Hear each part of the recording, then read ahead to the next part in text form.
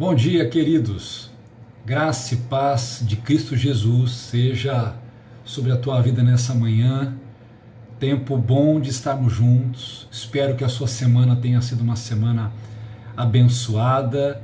Espero que você esteja bem, que a sua família esteja bem e que nós possamos aproveitar agora esse tempo, esse estudo, para aprender um pouquinho mais da palavra de Deus. Hoje nós vamos dar continuidade aqui, à nossa classe de Apocalipse, ao estudo do livro de Apocalipse. Nós estamos aqui no capítulo 2 falando sobre as igrejas. Nós vamos dar continuidade aqui falando sobre a igreja de Pérgamo.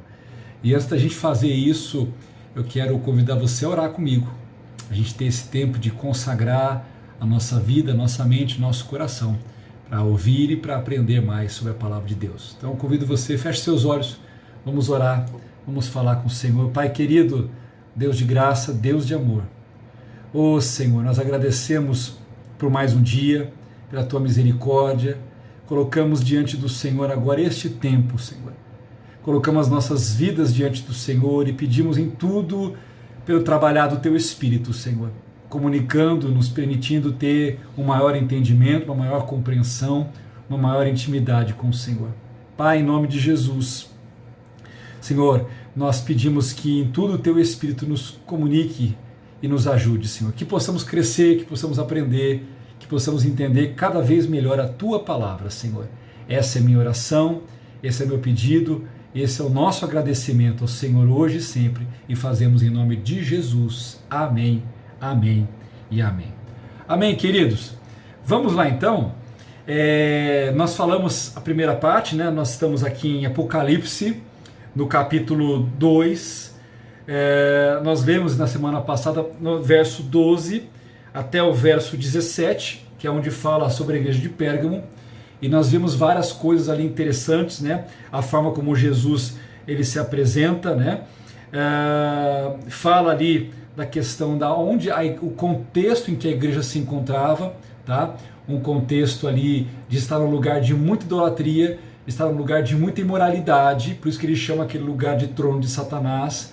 Ele coloca uma situação de perseguição aqui, Ele fala que existiam aqueles ali que retinham o nome do Senhor, ou seja, tinham a sua confissão, mantinham a sua confissão fervorosa. Afinal de contas, nós falamos disso semana passada, havia todo um contexto, de deuses romanos, de deuses pagãos, de culto ao imperador, e sabemos que isso sempre caminhava para a imoralidade, para a imoralidade, para tudo aquilo que poderia se manifestar, todas as formas de imoralidade. Então sempre havia muito essa relação, e obviamente os cristãos,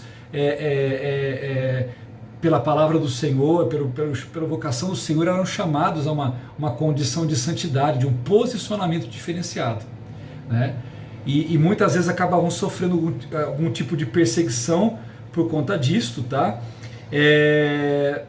Tanto que ele fala aqui, ele cita uma testemunha chamada Antipas, tá? Que morreu exatamente ali naquele lugar, provavelmente porque ele deve ter se posicionado contrariamente àquilo e deve ter sido boca de Deus no sentido de ter denunciado como aquilo era errado, como aquilo desagradava a Deus, E como na verdade Deus não tinha aquilo para aquele povo, tá? Então ele cita essa questão aqui e depois ele traz aquela expressão que Jesus usa muito do tenho contra ti, porém tenho contra ti, E, ao mesmo tempo que ele vai falar, que eles não negaram a sua fé, mesmo quando houve perseguição, retiveram o nome do Senhor, mas aí ele traz isso, ele fala, olha, todavia tem algumas coisas contra ti, e nós falamos semana passada quando ele cita a doutrina de Balaão, tá? E ele cita também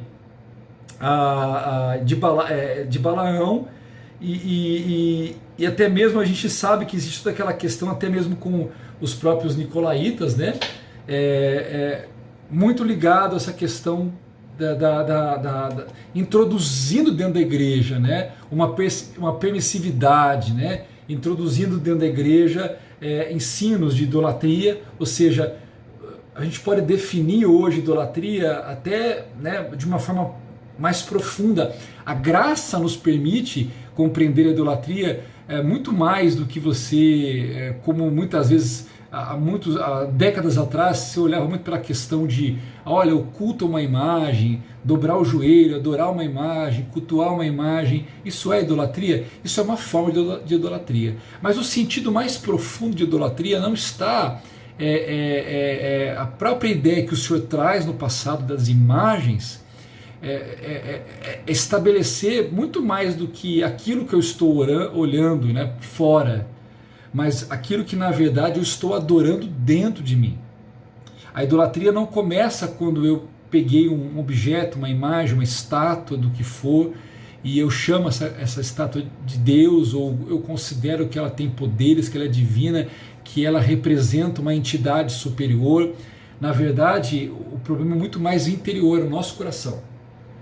Então, a idolatria, ela se refere quando exatamente eu perco o foco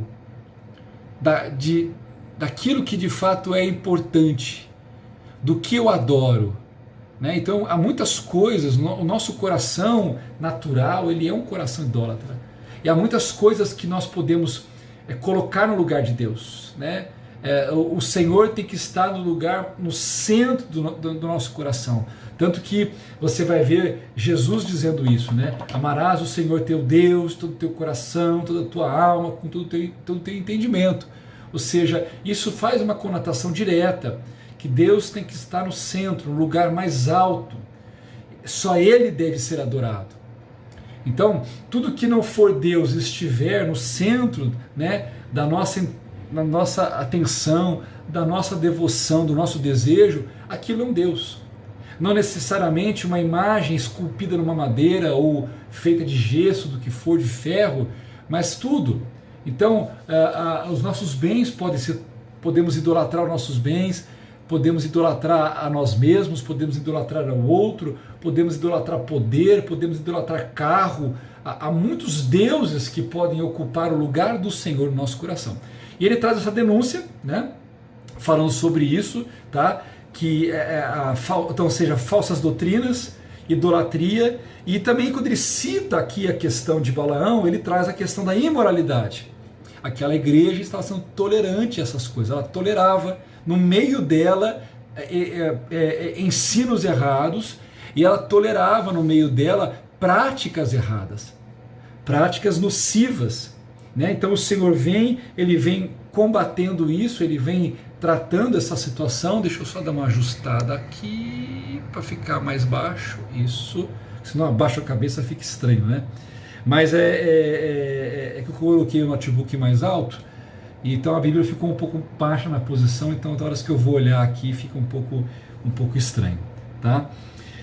Mas, então ele fala isso, né? Fala que, cita ali a atitude de Balaão, porque Balaão acabou ensinando, né, a Balaque como usar ali as suas mulheres para levar o povo de Deus ali, para levar primeiramente, né, os homens ali, a que eles se misturassem aquelas festividades, aqueles comportamentos, a que eles dormissem com aquelas mulheres e acabassem adorando seus deuses, praticando essa idolatria, e assim eles dariam brecha. E aí então o Senhor vem, nós falamos isso, só estou fazendo uma ponte aqui, o Senhor vem e fala o que? De arrepender. Ele vai dizer o que? De arrependimento, e ele fala justamente para que eles se arrependessem daquilo. Senão o próprio Senhor viria combater, né? Lutar contra eles, né? Para que a verdade, então, ela prevalecesse. Então ele fala isso no versículo 16, e aí no versículo 17 é onde nós vamos falar aqui hoje, tá? Vamos trabalhar aqui hoje. Ele fala: quem tem ouvidos, ouça o que o Espírito diz às igrejas. Ao que vencer, darei do maná escondido, e lhe darei uma pedra branca, e na pedra um novo nome escrito, o qual ninguém conhece, senão aquele que o recebe. Bom, vamos lá. Mais uma vez, quando Jesus usa essa expressão, quem tem ouvidos ouça, né? O uso dessa expressão é chamar a atenção, né? Chamar os ouvintes a darem atenção, no sentido assim, o que ele vai falar é muito sério, o que ele vai falar é muito importante, né? Nos dias de hoje é como se alguém dissesse com muita seriedade, falasse: preste atenção, prestem muita atenção, o que eu vou dizer agora é muito importante. Então estejam atentos para verdadeiramente ouvir, porque às vezes nós temos essa postura, né? As pessoas falam, a gente escuta, e daqui a pouco nem lembra direito, sabe que falou alguma coisa, mas não captamos os detalhes disso.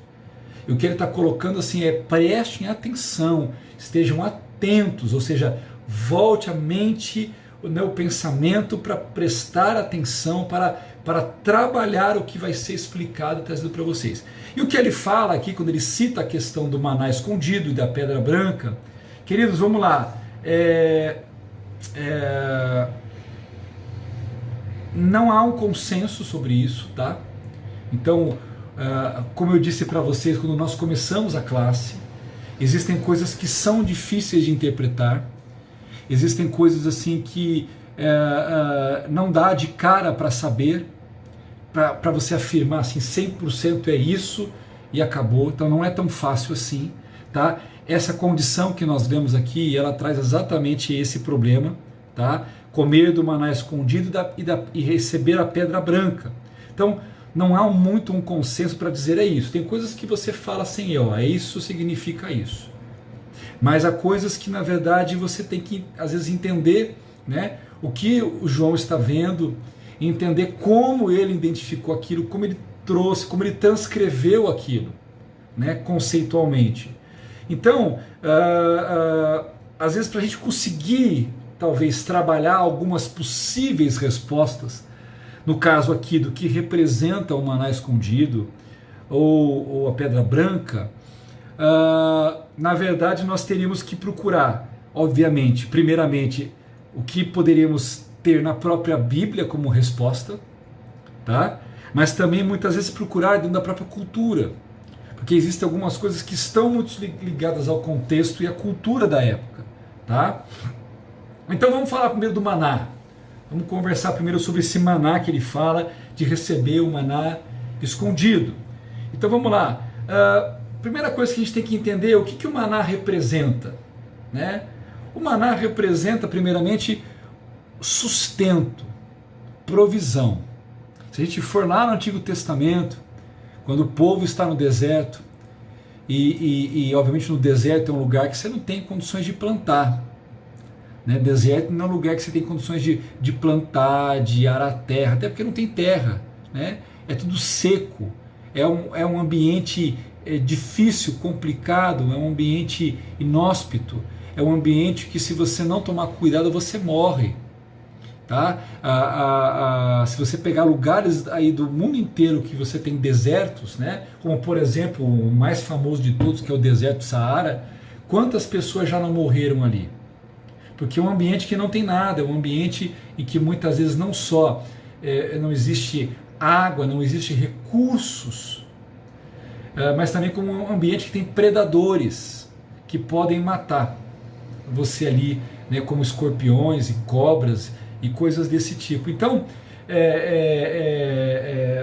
o que nós temos que entender aqui? Quando Jesus usa essa questão, ele fala do maná, a primeira coisa que a gente tem que pensar é exatamente nisso, né? Maná significa o sustento, a provisão.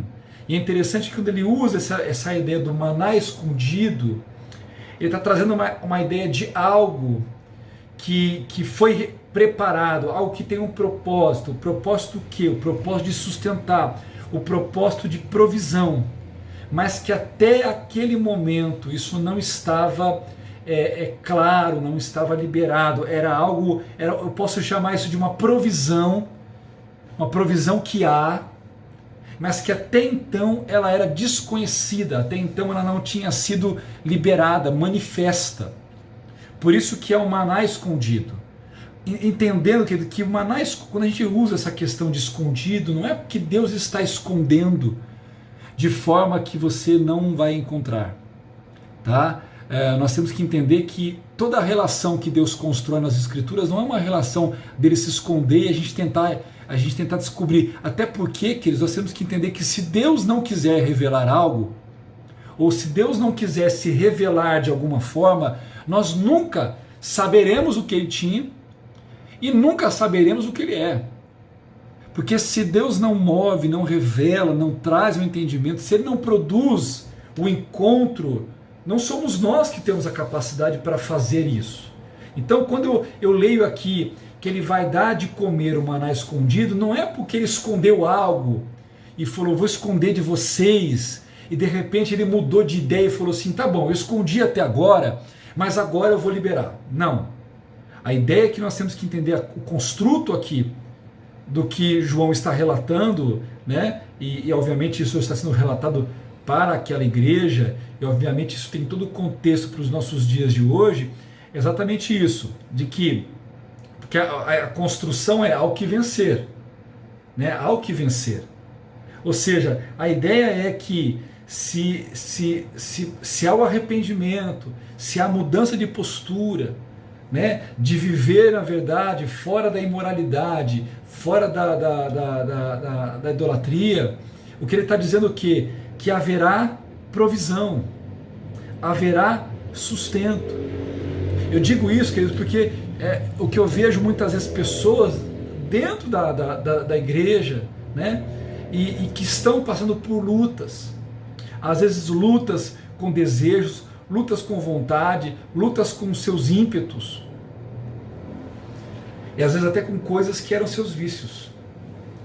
E muitas pessoas não acreditam que podem verdadeiramente viver uma vida livre daquilo. Eu vou citar aqui como o próprio Senhor trouxe essa questão da imoralidade aqui, né, citando Balaão e dizendo o que Balaão fazia.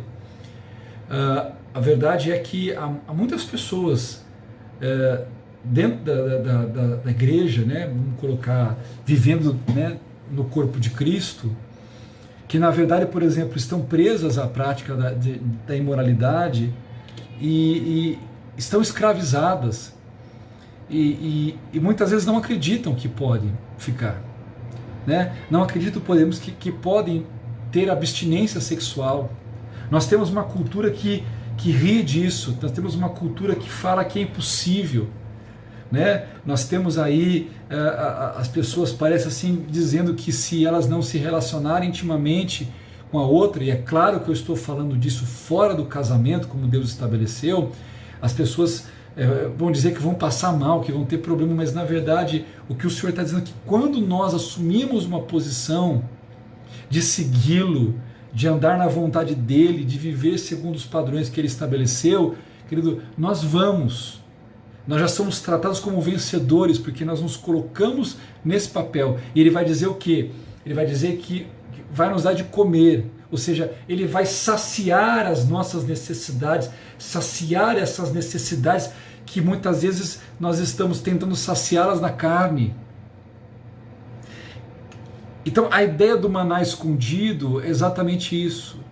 Deus dizendo que diante, né, da nossa fidelidade, do nosso comprometimento, nós receberíamos do Senhor uma provisão, o sustento, né, nos tempos mais difíceis, porque o maná ele foi dado ao povo como uma provisão, como um sustento, como um alimento, durante o tempo quando o povo estava no deserto. Ou seja, foi sustento nos tempos difíceis, para que o povo estivesse bem, apesar do contexto difícil que estava à sua volta. E é exatamente isso que o Senhor tem. Esse maná escondido é isso. Não é Deus escondendo algo, mas quando nós nos posicionamos, quando nós tomamos uma posição com santidade, uma posição com a nossa vida, uma posição de acreditar, né, que nós podemos, que Deus nos chama a viver de uma forma diferente, nós recebemos o maná escondido, recebemos a provisão desconhecida, ela era desconhecida até aquele momento, porque até aquele momento eu estava ainda vivendo, fazendo, praticando algo, mas quando eu me posiciono, não vou, eu vou manter a minha abstinência sexual, eu vou manter as coisas debaixo do padrão de Deus, eu não vou acessar aqui vídeos pornográficos, eu não vou me misturar com pornografia, com coisas que me levam à lascívia, um comportamento pecaminoso. O que ele está dizendo é que quando nós tomamos essa decisão diante do Senhor, isso é feito com fé, com desejo real. Por isso que o versículo anterior ele fala de arrependimento. Porque, queridos, o remorso não me leva a isso. O remorso vai dizer para mim, por isso que eu coloquei aquele videozinho para vocês, mandei aquele videozinho falando sobre remorso, porque o remorso não produz isso. O remorso vai me deixar triste por um tempo, mas assim que essa tristeza passar, eu vou voltar, eu vou querer, eu vou desejar, eu vou me comportar da mesma forma como me comportei antes. O arrependimento não. O arrependimento me leva por um caminho novo. O arrependimento me faz tomar decisões, e são essas decisões que o Senhor está dizendo que diante dessas decisões, nós não ficaríamos desamparados, mas na verdade Ele nos daria de comer do maná escondido, ou seja, de receber uma provisão, de experimentar uma provisão que até então era desconhecida, porque eu estava praticando, fazendo, vivendo uma outra condição, e agora há um novo posicionamento. Então, da mesma forma como eu me disponho a honrar a Deus, Deus me honra. Eu honro a Deus tomando uma posição. Deus me honra, me dando provisão e sustento para me manter naquela provisão, para me manter naquela condição. Então, uma provisão que vai me dar sustento, sustento para que eu não caia, sustento para que eu não volte atrás. Tá? Então, esse maná, uma das interpretações que ele é dada é exatamente isso, tá? É nesse sentido, é nessa posição de uma provisão desconhecida que é liberada quando eu preciso naquele momento ali, uma provisão de Deus. Os judeus messiânicos, tá? Se você não sabe, o judeu messiânico é aquele que é judeu mesmo, tá? No sentido judeu no natural, né? Na sua descendência judaica, tá? Mas ele é messiânico por quê? Porque ele creu que Jesus era o Messias. Então, ele é um judeu agora convertido a Cristo, que Cristo é o Hamashia, tá? O Messias, o ungido de Deus, o enviado, o escolhido do Senhor. Então, ele é um judeu messiânico. E os judeus messiânicos entendem, né, eles entendem, até interpretam isso através do texto de João 4, ali no versículo 32, quando Jesus está conversando com a mulher samaritana, depois do diálogo todo que ele tem com ela, e os discípulos então chegam com a comida, e eles presenciam aquela cena, e para eles Jesus está com fome, porque era meio-dia, os discípulos foram comprar comida, então a ideia é que eles voltassem para comer.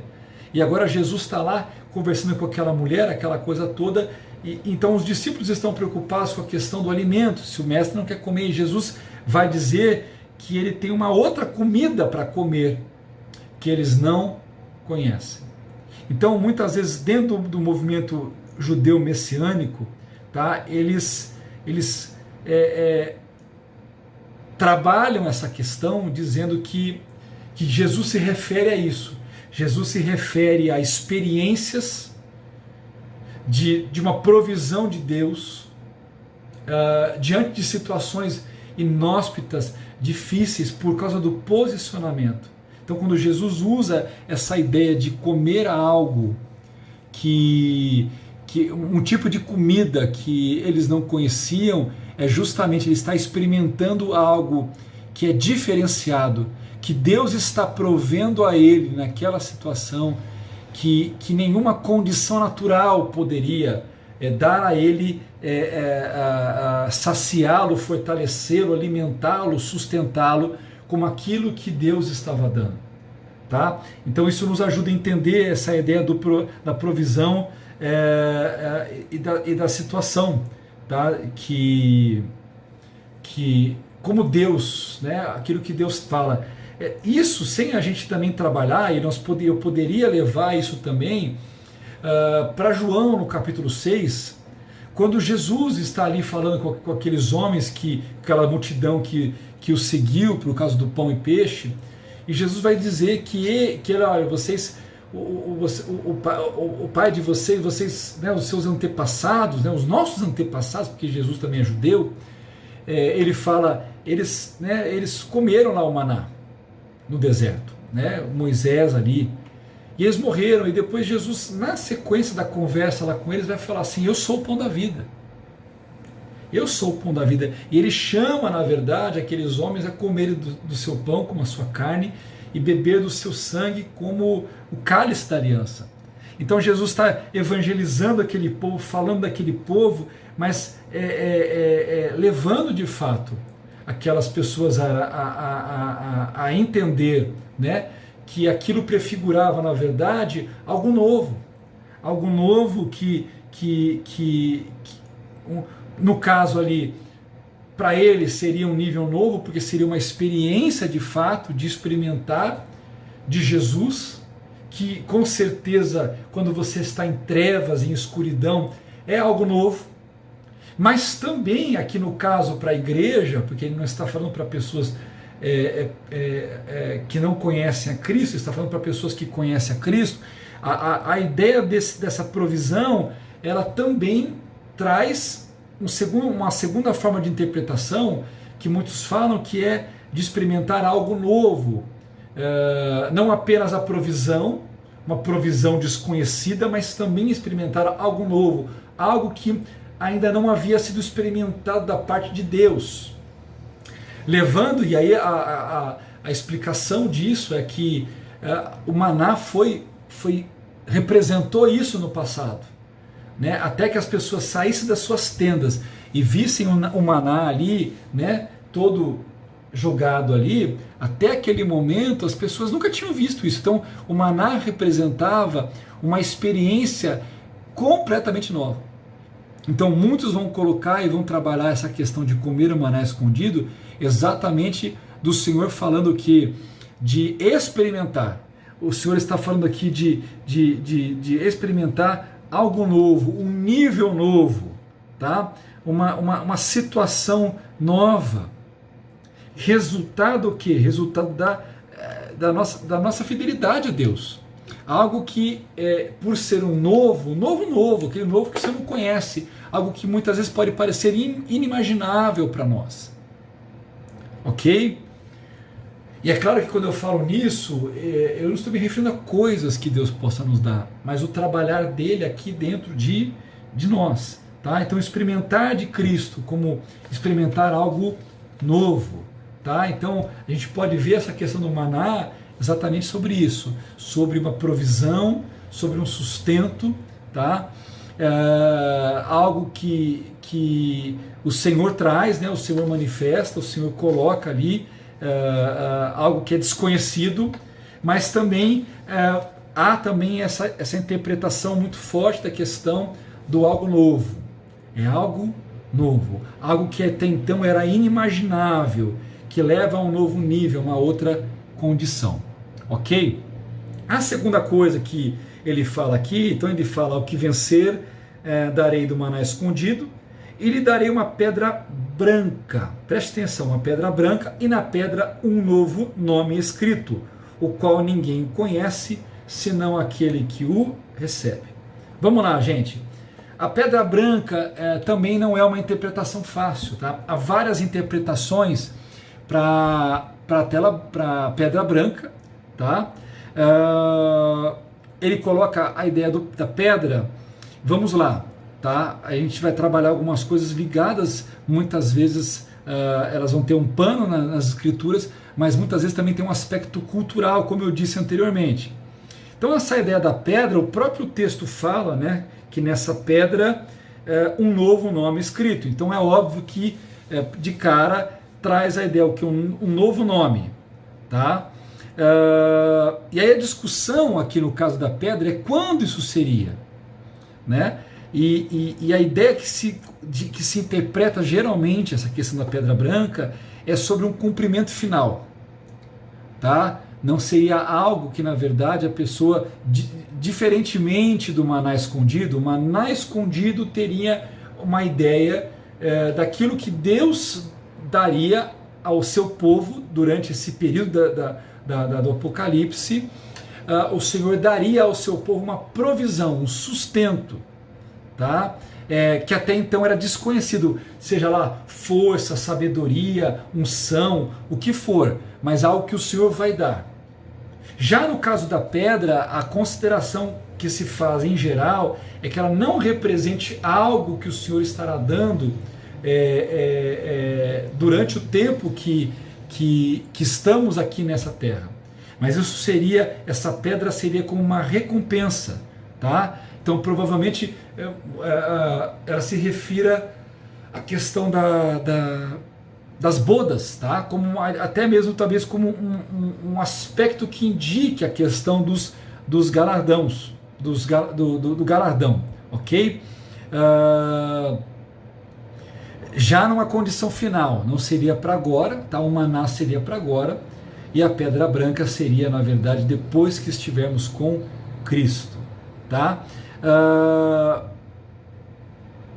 Sustento para essa afirmação, e até colocando também outras coisas novas nisso, a pedra, culturalmente, você encontrava, por exemplo, pessoas que haviam passado por algum tipo de julgamento, tá? Estou falando agora de cultura lá atrás, tá? Cultura antiga.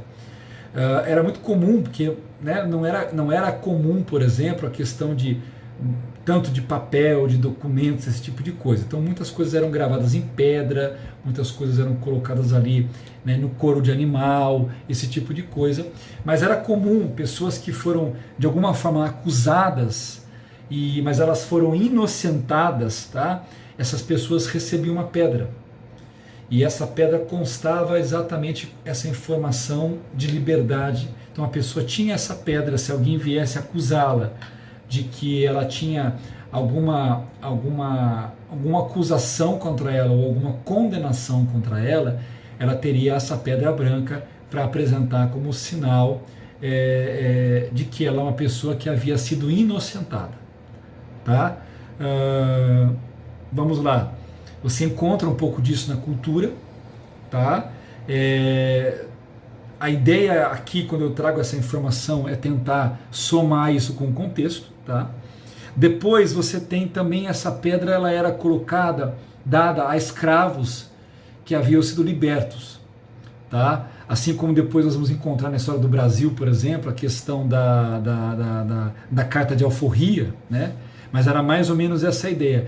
Então a pessoa carregava aquela pedra significava que ele havia sido escravo, tá? Lembrando que a ideia de escravidão que se apresenta, né, nesse tempo da Bíblia é bem diferente daquela escravidão que a gente teve no Brasil, tá? Então essa pessoa que ela foi liberta, ela não tem mais uma dívida, ela não tem mais um contexto em que ela é escrava por um tempo do outro, então ela está livre, tá? Uma terceira interpretação para essas pedras se refere também aos vencedores. Você tinha aqueles torneios, né? No tempo de Paulo tinha muito isso, de Jesus também. Os romanos faziam muito aquelas arenas de jogos, de corridas, de batalhas. E a verdade é que aqueles que ganhavam, tá? Os vencedores das provas, das batalhas ou das corridas, eles ganhavam uma pedra.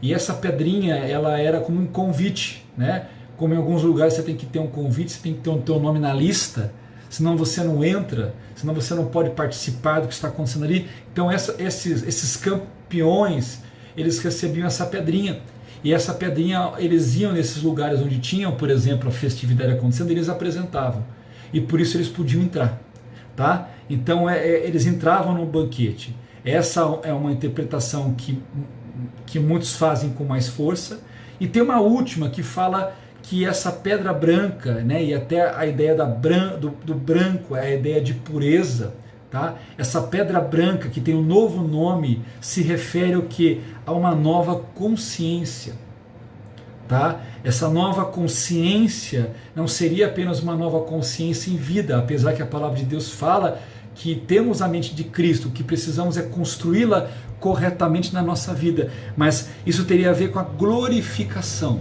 A glorificação você pode ler depois, se você quiser, em 1 Coríntios capítulo 15, do verso 51 ao verso 54, lá Paulo fala da glorificação. Paulo está dizendo que haverá um momento, tá? Quando nós estivermos com o Senhor, então isso pós o arrebatamento, seja onde ele for, antes da tribulação, no meio, no fim, e depois do arrebatamento, né, nós seremos confirmados no estado da glorificação. Se você ler depois 1 Coríntios 15, Paulo fala que o que é corruptível. O que é corruptível? Nós somos corruptíveis porque a nossa condição, a nossa natureza, ela foi corrompida pelo pecado. Então ele fala que aquilo que é corruptível, e é claro que ele fala do nosso corpo também, porque o nosso corpo ele envelhece e ele morre. Então ele fala que o corruptível vai ser revestido do que é incorruptível. Aí ele fala de um corpo glorioso, de uma natureza gloriosa. Então muitos vão interpretar essa questão da pedra branca dizendo isso, que se refere a uma condição do fim, quando nós estivermos com o Senhor e que nós vamos receber uma nova consciência, né?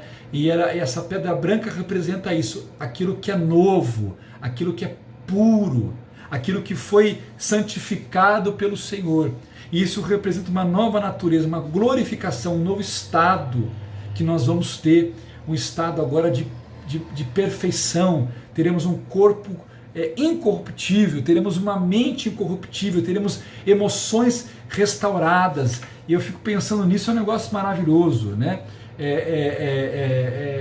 Uma condição onde agora nós temos o quê? Uma mente glorificada, emoções perfeitas, emoções equilibradas, pensamentos perfeitos, né? Sem perder o conhecimento, ou seja, nós somos levados a um estado perfeito de aprimoramento, à semelhança do corpo do Senhor, né? Jesus, então, ele foi glorificado.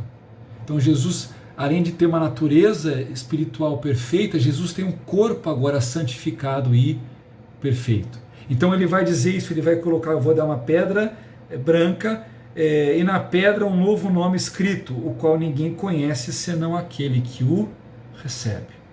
Então é bem interessante isso, porque muitos vão trabalhar, olha, essa é a questão da glorificação, e através da glorificação as pessoas agora estão numa outra condição, numa nova condição, né? E elas recebem um novo nome. E é interessante na Bíblia, porque na Bíblia essa ideia de nome, todo nome tem um significado. Então quando Deus mudou o nome de Abrão para Abraão, de Sarai para Sara, era justamente indicando uma mudança de condição, uma mudança de natureza, uma mudança de destino sobre a vida deles.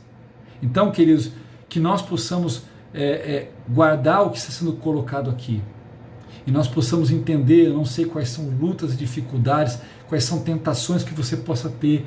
A verdade é, quando nós nos posicionamos com o Senhor, nós recebemos do maná escondido, nós recebemos uma provisão até então desconhecida, uma força até então desconhecida, uma sabedoria até então desconhecida. E que nós possamos aspirar exatamente isso, né? De estar com o Senhor e dessa pedra branca, desse novo nome, dessa nova natureza. Eu espero ansiosamente por essa nova natureza, uma natureza perfeita, uma natureza onde minhas emoções, meus sentidos, meus pensamentos, minhas vontades, tudo está agora no equilíbrio perfeito, porque tudo foi santificado e glorificado pelo Senhor. Amém? Espero que você tenha sido abençoado com essa aula. Eu vou depois mandar as perguntas para vocês no WhatsApp e depois vocês me respondem, tá bom? Deus abençoe vocês. Vamos orar? Pai, muito obrigado por essa aula, por esse tempo. Abençoa teu povo, da sabedoria, para que nós possamos aprender com esta igreja e possamos crescer, Senhor. E possamos, ó Deus, não ter ídolos, não ter imoralidade na nossa vida, mas possamos reter o nosso testemunho diante do Senhor e possamos crer de fato. Seja qual for a luta, a necessidade, a dificuldade, o Senhor é o nosso provedor. E o Senhor é aquele que provê, às vezes, a força que nós não encontramos em nós, provê a capacidade que nós não enxergamos em nós. Obrigado, Senhor, que nós possamos perseverar e possamos receber do Senhor essa pedra branca com um novo nome, que nós possamos ser homens e mulheres que caminham para a eternidade, uma eternidade onde nós teremos um corpo à semelhança do Senhor, uma eternidade onde nós teremos a nossa natureza totalmente restaurada e glorificada para a tua obra, para a tua glória e para o teu louvor. Pai, muito obrigado. Abençoa teu povo nesse tempo, nosso culto agora na sequência, que teu nome seja exaltado e glorificado. Essa é a minha oração, a nossa oração em nome de Jesus. Amém e amém e amém. Amém, queridos. Deus abençoe vocês. Fiquem na paz do Senhor Jesus. Até mais. Boa semana. Tchau, tchau.